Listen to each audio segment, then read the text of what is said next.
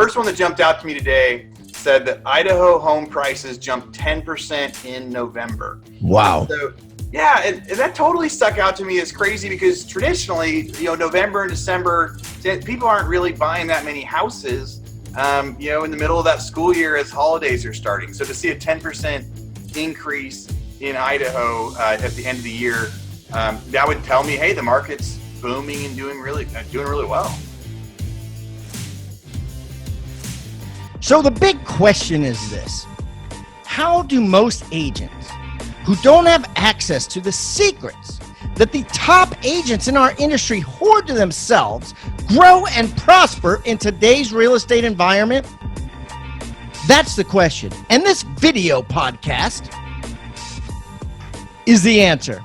I'm Pat Hyben, and welcome to Real Estate Rockstars.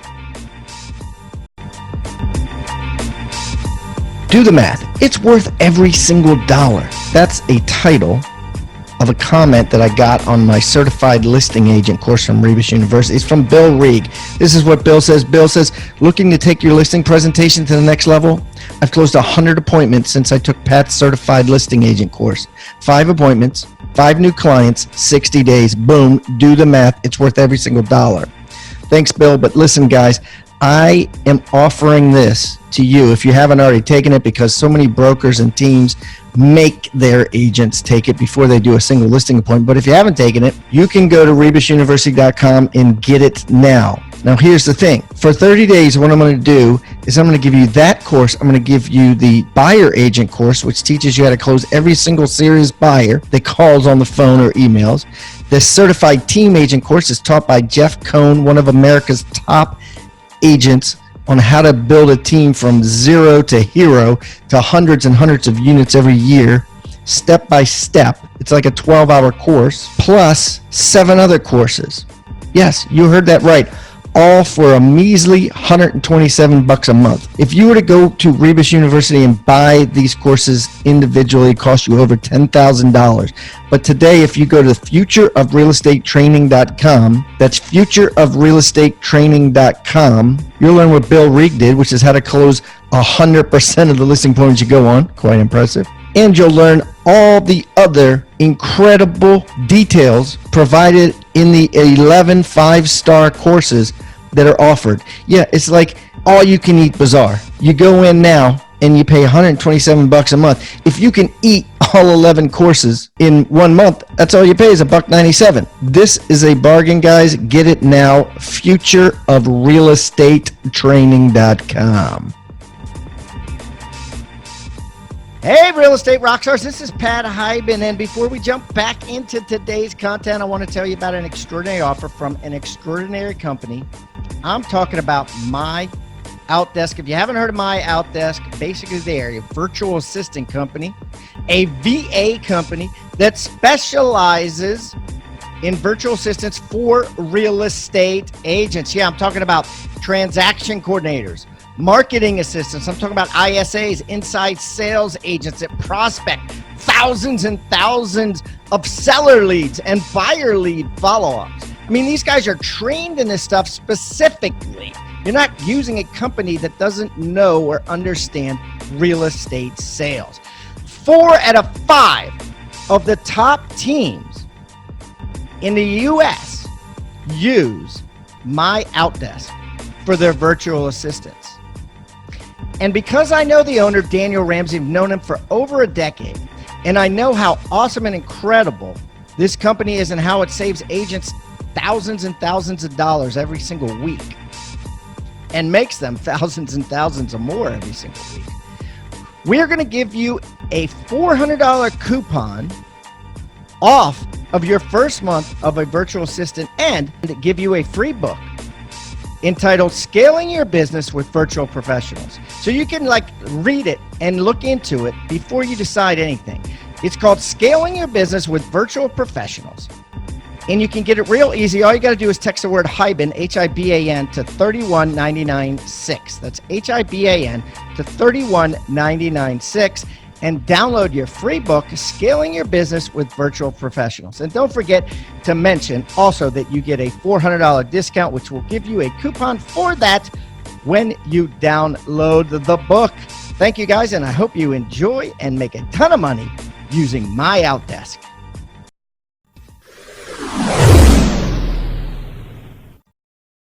Hey, Rockstar Nation, this is Aaron Amuchastegui with Pat Hyben for the first State of the Market of 2020. It is crazy to think that our new year has started. It's been a couple weeks since we got to talk to you last, and we got all sorts of news to talk about today. Pat, how are you?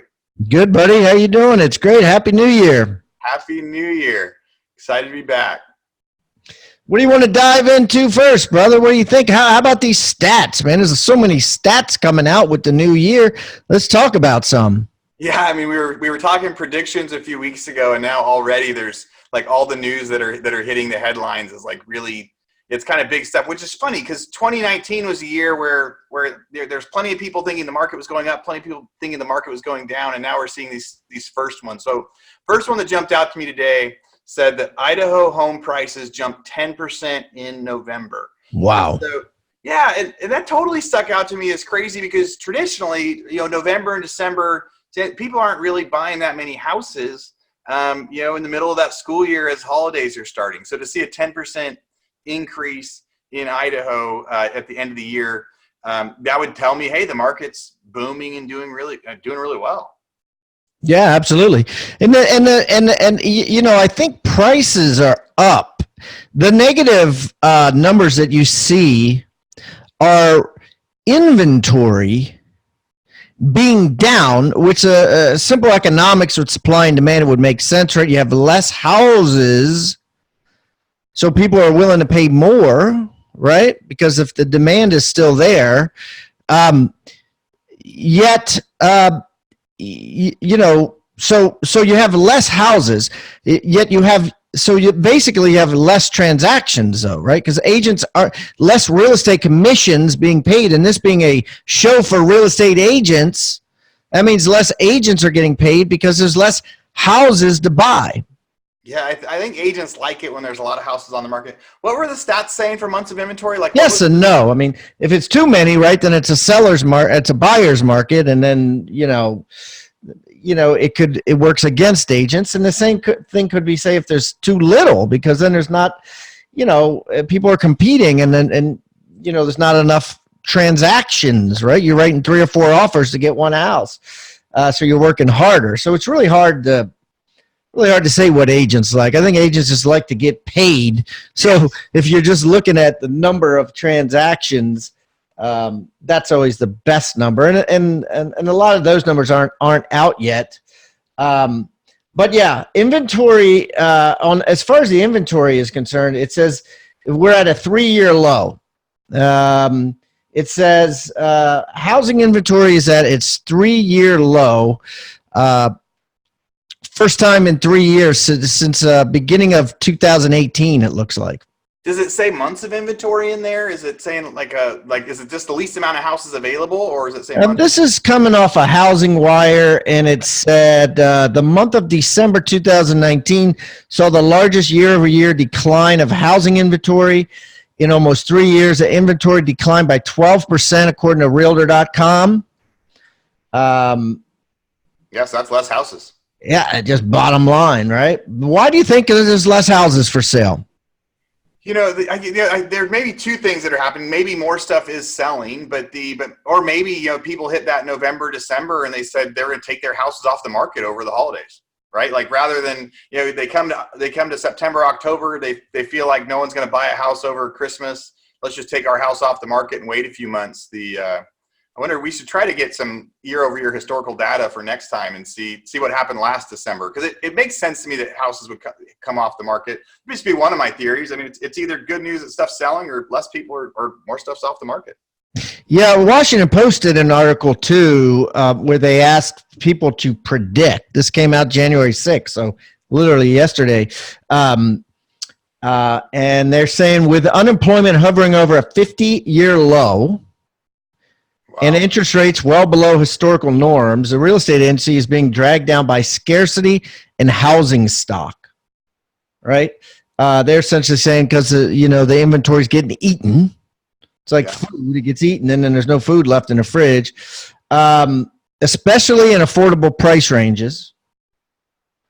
not enough new homes are being built, especially in affordable price ranges, and homeowners are staying put longer. So there's your answer. That's all that happened. And they reached out to NAR, and they said NAR predicts moderate growth in the housing market. They expect the number of sales to rise to a 13-year high. Which is an interesting prediction. Realtor.com did a prediction. The Post got all these good things, and they're saying that it's going to be more challenging for buyers next year to find a home. They say the Realtor.com is saying they're predicting almost a 2% downward drive in existing home sales. Just because of those reasons, because there's not enough, and I guess people are just bailing, even though the rates are like Mac Daddy rates. For multiple reasons, they're just not gonna buy. Yeah, it's that whole supply and demand thing. It also makes sense if they're saying, the housing stock that they're missing is like that, the nicer stuff that's affordable. You see more $10,000, $20,000, $30,000 houses like on the market getting wholesale or staying vacant in communities, and then the stuff that's livable. And then when there's less available on the market, people have that choice with the low rates. They're either going to bid more than other people in order to get that house, or after a while they get discouraged and they take a break and say, it's too hard to find a house right now. Let's wait. Yeah, it's funny. Well, it's interesting. Well, you never know, but it's cool to see everybody have to kind of put their predictions out there ahead of time. Yeah. So anyways, I guess we'll wait and see. Let's move on. I saw there was a big, in Texas where you live part of the time, there was a big lawsuit with CoreLogic that got settled. Tell me about that. Yeah, this is super interesting. I saw this a week ago. And yes, in Austin, that's one of my homes. Texas is a state that's called a non-disclosure state. I think there's maybe like 8 or 10 of them states out there that are non-disclosure states. And a non-disclosure states mean when somebody sells their house or buys their house, that dollar amount isn't public record. So in California, if I sell my house for $400,000, everybody knows it sold for $400,000. But in Texas, when you sell a house, you're allowed to mark down non-disclosure. You don't have to disclose it. So your deed can actually say you bought it for $10.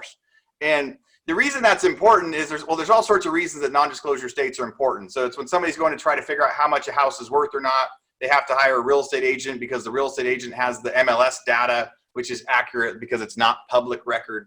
But the reason that there was this big lawsuit was, it was CoreLogic. Let me make sure that I know who was selling. Yeah, it was CoreLogic. So CoreLogic was selling real estate data to the Travis County Appraisal District. So in Travis County, the appraisers every year, they go and they say, this is what your house is worth now, and we're going to adjust your property taxes as a result of that. And the Travis County Appraisal District from CoreLogic, they wanted to buy that MLS data so they could get more accurate. So that way, of course, because most of them, I don't know, like in Maryland. And I think in South Carolina, it's the same thing. It's a given. Like I was selling real estate close to 30 years, and I always just assumed that everybody did the same thing. You know what I mean? The title company just gave the information to the broker. The broker put in MLS, and the county saw that you sold it and you got at a high price for it, and then they jacked your price up based on what they saw. I just thought it was like public information. Yeah, that's how, in California, when I sold my house, or if I bought a house, they changed my value to whatever I bought it for, and the property taxes were based on that. But in Texas, they have this appraisal district that they have appraisers that are responsible to guess what your house is every year. I think it's January, February every year. Yeah, so it's an assessment. So they could be completely wrong. And a lot of times they just do a percentage. So if you've owned it for 40 years and they do, a 0.5% a year, your assessment's going to be way lower than it's actually worth. Yeah.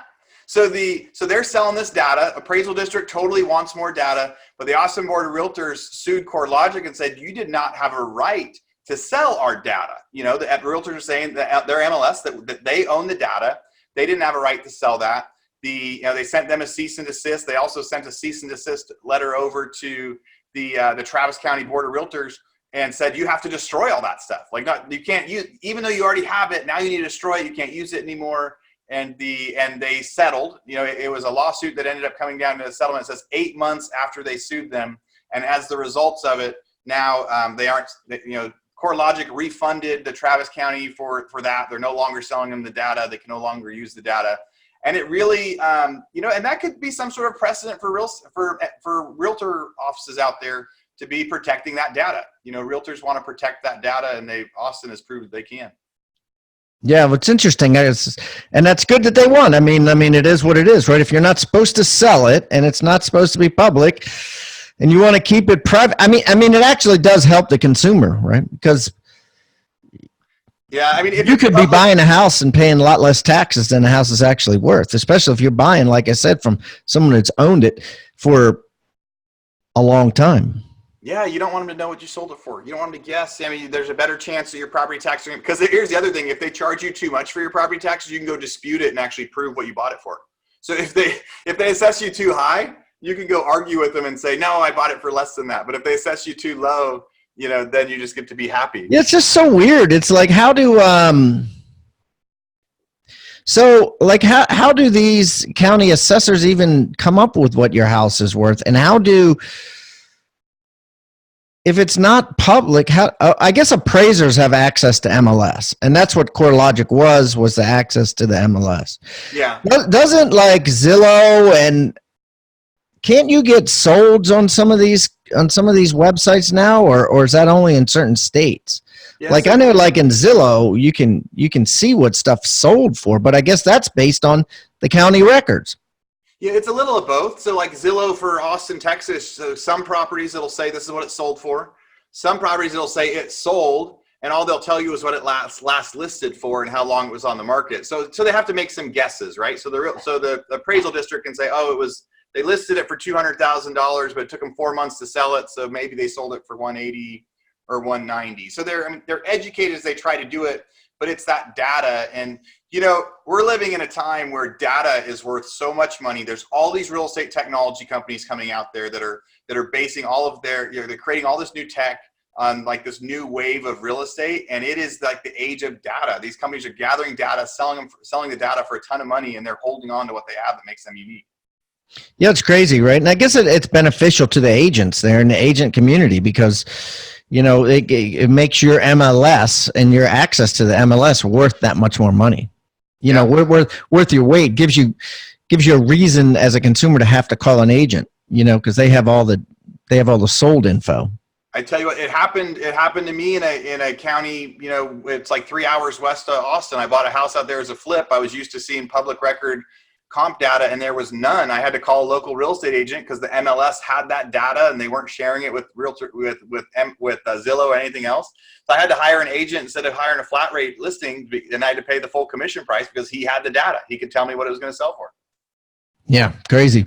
Let's talk technology, man. There's some crazy stuff going on with technology. There's all these companies flourishing, popping up, and these are some we haven't even talked about. I want to start off by talking about this company, Perch, right? This PERC, which basically recently just changed its name to Orchard, right? OrchardHomes.com. Basically, it's a Redfin model, which if you don't know about Redfin, licensed agents that are salaried employees, right? Salaried employees, they offer an all digital close, right? They raised $20 million last year. They just raised this month $36 million more. They've raised a total of $69 million. So let's say $70 million. Yeah.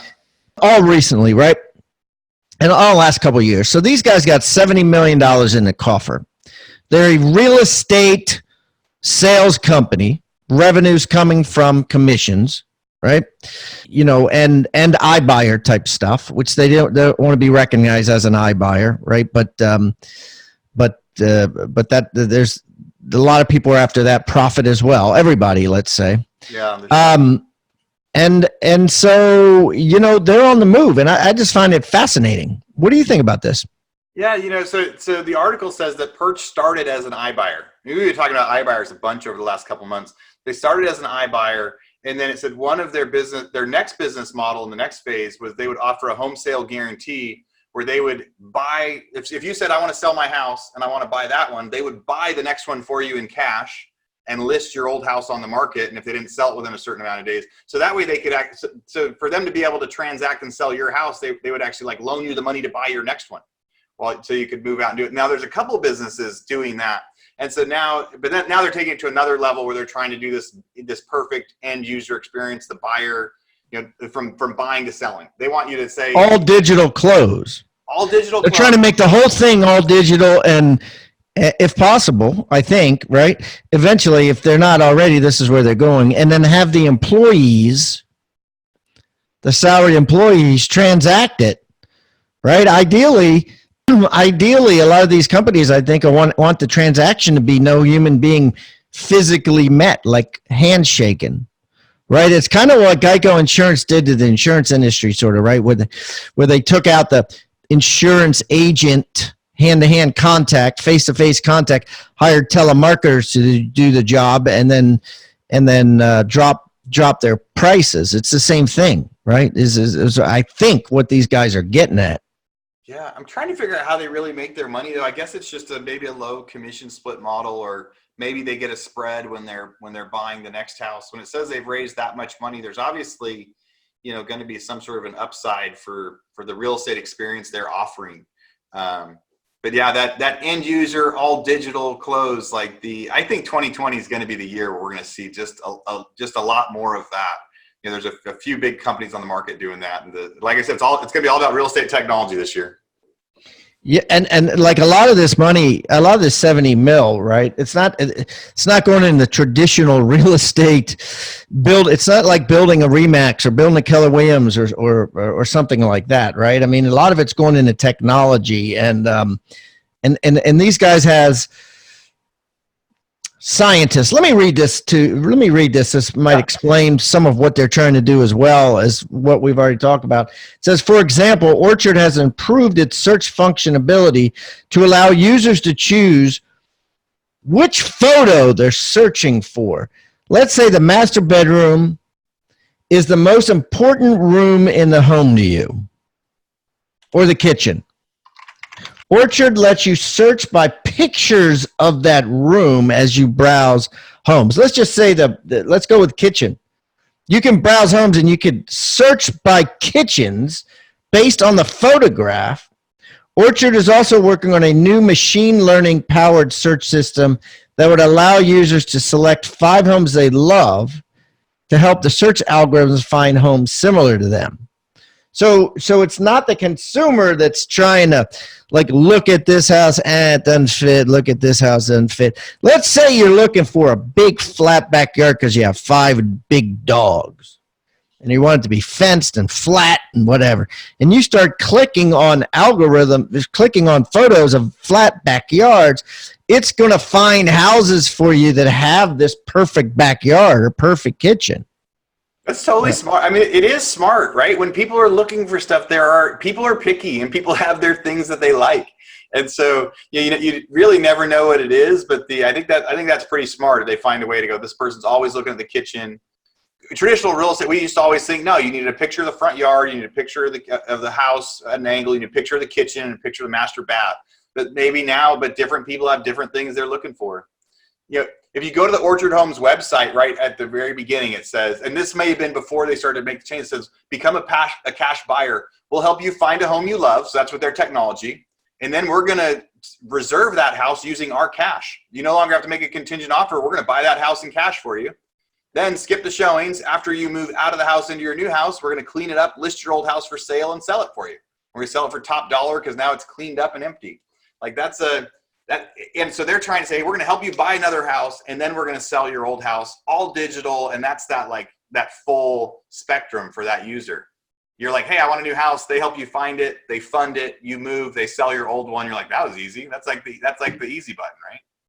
Yeah, and the weird thing, I mentioned before about the 69 million. Well, here's the thing: they also got a debt debt raise, right? So basically they've raised $220 million. I found another article. It says home buying and selling platform purchases $220 million in debt equity. It just says the $220 million in a combination of equity, 20 mil, to fund operations, and debt, 200 mil, to finance home purchasing. So they basically have a loan for 200 million, of which they could tap into and like buy and sell and flip houses. Yeah, I was going to say that's what that debt was going to have to be. If they're telling you, hey, we're going to go buy your next house in cash for you, so that way you don't have to get a loan on it. That's the debt, right? They're going to use that to go buy this house that the person's moving into while they sell it.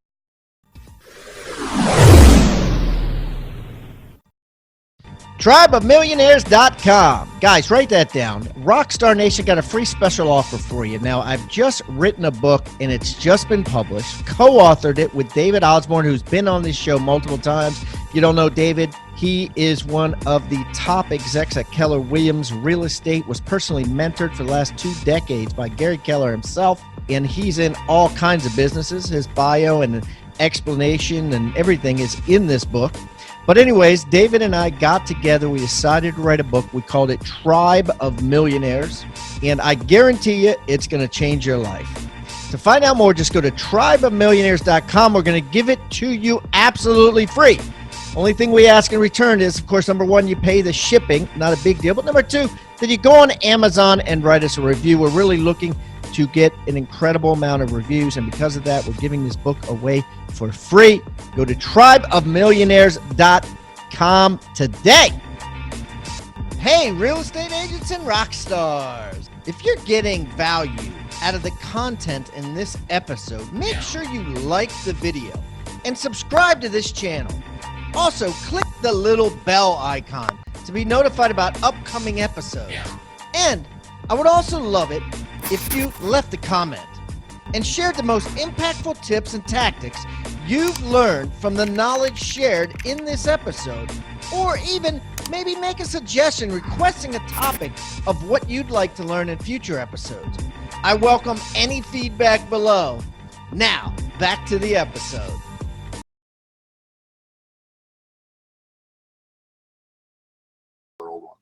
Yeah, the weird thing, Aaron, is like it's the total traditional method of building a real estate company is changing. Like, you know, if you look at like Coldwell Banker and Remax and, you know, whatever companies, right? You know, the whole concept was you start a company, you hire an office manager, that manager recruits agents, or agents take a test and then you take a class through you bring them on, you train them, that sort of thing. And you just recruit, right? You recruit agents, you retain agents over a very long period of time, right? Yeah. You know, decades, centuries. And now these companies come in and say, hey, you know, this company Perch, like, which is, you know, now Orchard started in 2017. They're going, you know, they're going cutting the chase, right? There's none of that recruiting and opening up offices and all that shit, right? It's just straight to, you know, this is how we do it.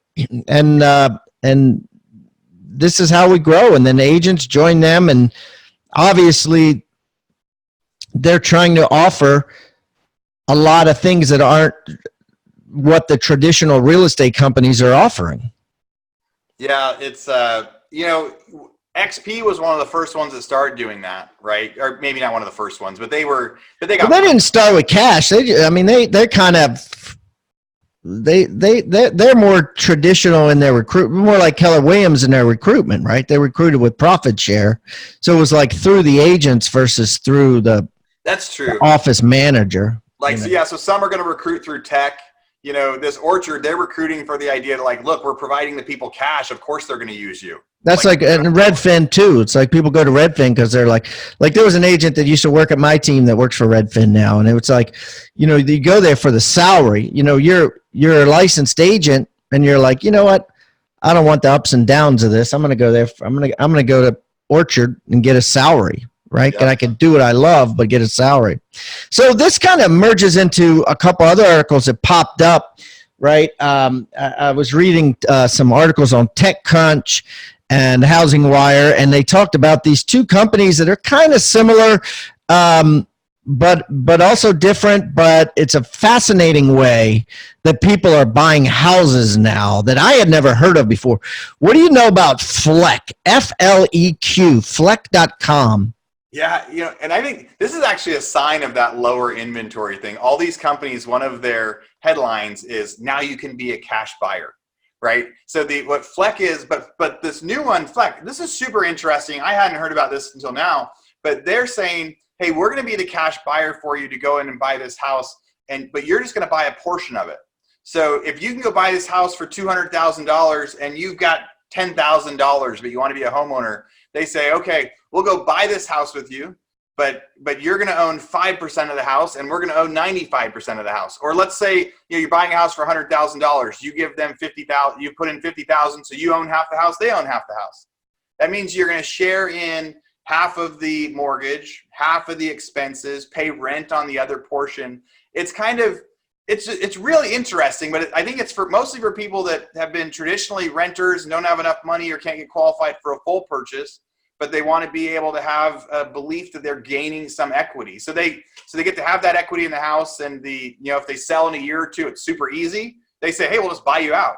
And maybe if you put in 10,000, the next year you get $8,000 back. Maybe you get $12,000 back. I don't know. See, I kind of like this idea because it solves an overreaching problem. And if you listen to some of these presidential candidates, and they address this unaffordability factor that exists in the United States right now. Like you make $45,000 a year. It's very difficult to go out there and buy a house in a lot of these metropolitan areas that's, in a safe neighborhood. Right. And if you make $25,000 a year, it's just you can't. Right.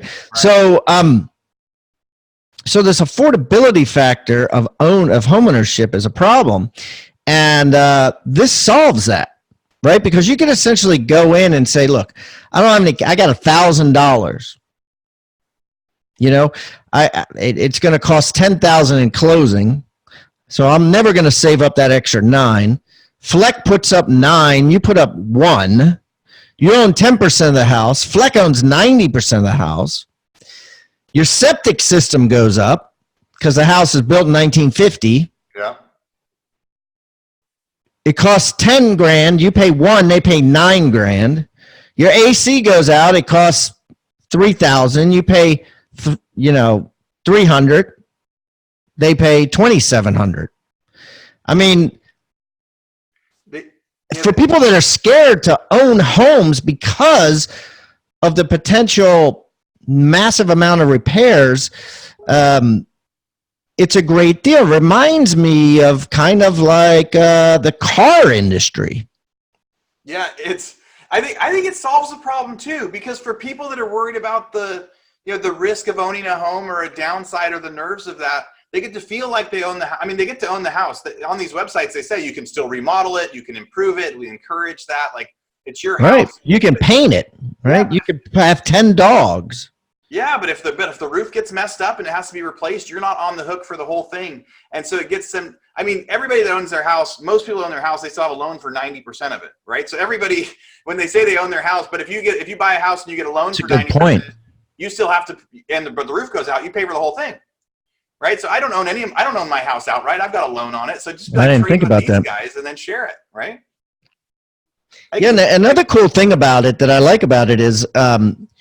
You can, and again, this is why it reminds me of the car industry. You could jump from house to house. Like, you could live in the house for a year and be like, nah, honey, let's buy.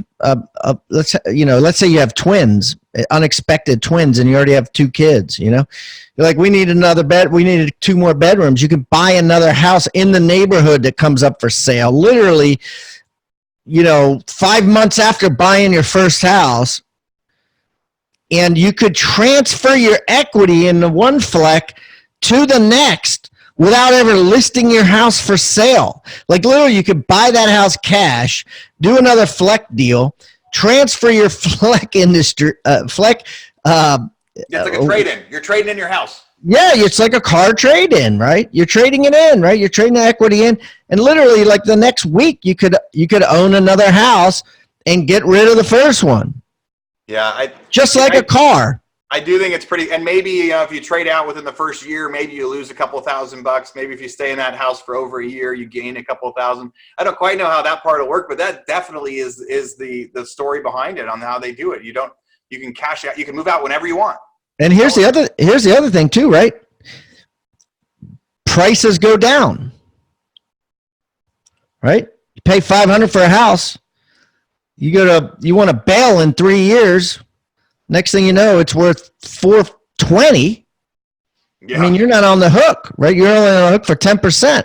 Right. You lose a little bit of your money. You don't lose all your money. It's the benefits of home ownership. It's what it all sounds like. I have not done a FLEC deal and I haven't read any reviews yet, but this thing, it sounds like it's the benefits of home ownership without the risk. And the only thing that you're really giving up is if the house gains $100,000 in value and resells, you don't get to make $100,000. You only get your percentage of it. But that's the only downside for all those upsides. I could see that really being. But there's the crazier part about it. So this I hadn't even heard about. But there's another company too that's doing the same thing or something similar. It's like the competitor of FLEC. Do you know which one? Yeah, House. Haus. And that one I think it might have started first. This one it was by this guy Garrett Camp, who was a co-founder of Uber. Yeah, it's the tech into real estate. Yeah, and their website says the same thing. Home ownership within reach. Now you can be a cash buyer, plus you can access your equity. And that one, it sounds like you can actually cash out some of your equity. So let's say you put $20,000 down for a house, but in a few months you need 10 grand out of it. You can take some out. You can put more back in. It's like a savings account, but you own your percentage of your house. Sell your house without fees. And the guy, co-founder of Uber, that's a big deal, right? Getting somebody like that jumping in to start to do some tech. They've obviously done a thing or two. It's interesting. They gotta sell with House. It's free and simple. I don't know how it's free, like no commission. Tell us about your home. Book a photographer, schedule services, and start the paperwork. We post your listing in the multiple list. We also give you free signs and flyers. You receive and compare offers. House handles the closing to finalize the sale. Dude, what's the catch? Rockstar listeners, if you guys know what the catch is or you know more about these companies you've had an experience, send us a message or an email or something. We'd love to know more. Because right now we're pretty excited about what might be happening on there. Very interesting, right? There's got to be another side. It says the House thing. It says forget the rules of real estate. We are not a bank or a lender. We're a co-investor. We share in the equity of your home. Next, they're going to be just Bitcoin. What? I said next somebody's going to take this to the whole thing where it's like all digital plus we just do Bitcoin. It's like totally forget all the rules. Everything's pretty cool stuff. Yeah, I mean it's a pretty big operation. So, I don't know, but it'd be interesting to watch. I think they're kind of neat, and I think anything that's going to get people, the downside to renting. Obviously, your landlord could raise the rent at any time. Your landlord could kick you out when they want to sell it, or just kick you out for any reason. When your lease is up, you have no control, and these things give you an opportunity to have that control, to paint it whatever you want, to do whatever you want, to pretend like you own it. And essentially do own part of it, but to not have you jacked up if you decide you don't want it anymore, or have it be unaffordable, because it sure as hell makes it extremely affordable when you only got to contribute 5% of the total cost. Yeah, I think one of the sites I said you have to come up with at least $10,000, but other than that, that was it. So you could buy a house for a few $100,000, $10,000. Yeah, that was House. That was 10. House has a minimum of 10%, but FLEC doesn't. FLEC, I think, doesn't have a minimum. They can own the whole thing, I think. I'm not sure. Yeah. But anyways, awesome, Aaron. Well, this has been a blast, buddy. This is a good state of the market, and I've had a lot of fun. Yeah, I've had a lot of fun chatting with you, too. It's going to be a real fun year seeing what takes off this year for the news. So I can't wait to talk to you again about the next state of the market. All right, buddy. Bye.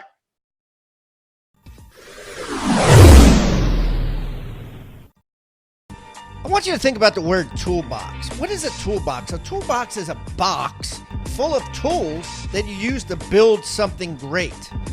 At Real Estate Rockstars, we've created our own free toolbox. So everybody that comes on the show as a guest brings a tool with them, and we plow them all into this toolbox, and we give it away for our viewing audience to basically use as they wish.